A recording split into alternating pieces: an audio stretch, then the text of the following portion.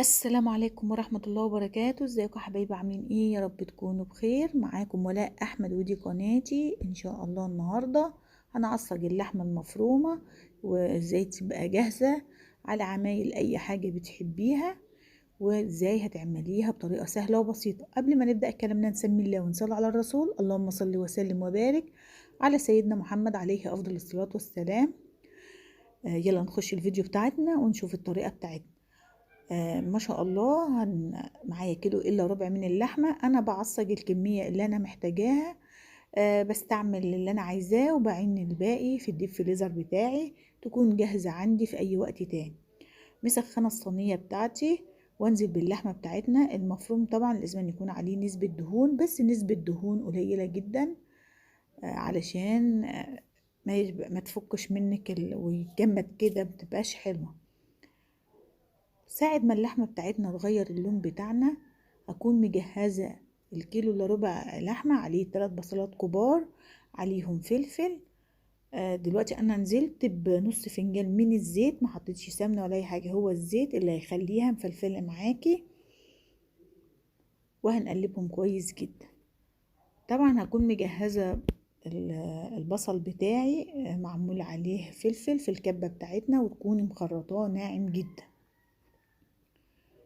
قلبي كويس جدا جدا لغاية لما تحسي ان ريحة اللحمة والبصل اندمجوا مع بعض. بكون مجهزة بقى فلفل سبايسي عشان يدي طعم اللحمة وحرارة جميلة جدا في الطعام. كان عندي فلفل احمر وفلفل اخضر، قطعتهم وقلبتهم كده بالطريقة دي. انا قطعتهم بالسكينة عادي عشان يبانوا معانا في صينية اللحمة بتاعتنا. ملح وفلفل اسمر، كل تملحتي ملح وفلفل اسمر. اي بهارات تانية لو حابة تحطيها حطي. معلقة صلصة كده تكون مستوية عليها، وتقلبي كويس كده لغاية لما تستوي معاكي. اللي وصل معايا الفيديو لغاية هنا ما ينساش يفعل زر الجرس واشترك في القناة ليوصل لكم كل جديد. ادعموني بلايك واشتراك فضلا وليس امرا يا حبايب قلبي، وشجعوني كده انزل لكم فيديوهات على طول. ما شاء الله ريحة اللحمة حاجة كده جميلة جدا، وريحتها ما شاء الله. ممكن تاكليها بعيش، ممكن تدخليها في صينية رقاق، في صينية جلاش، في صينية مكرونة بشاميل ليها، وفي ممكن الحواوشي.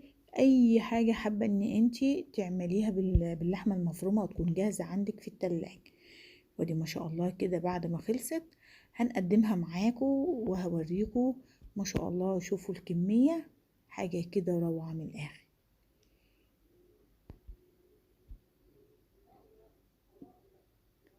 احلى يعني احنا دلوقتي في موسم المدارس، وعشان تجهزي كل حاجة عشان تبقى جاهزة على الاستعمال على طول.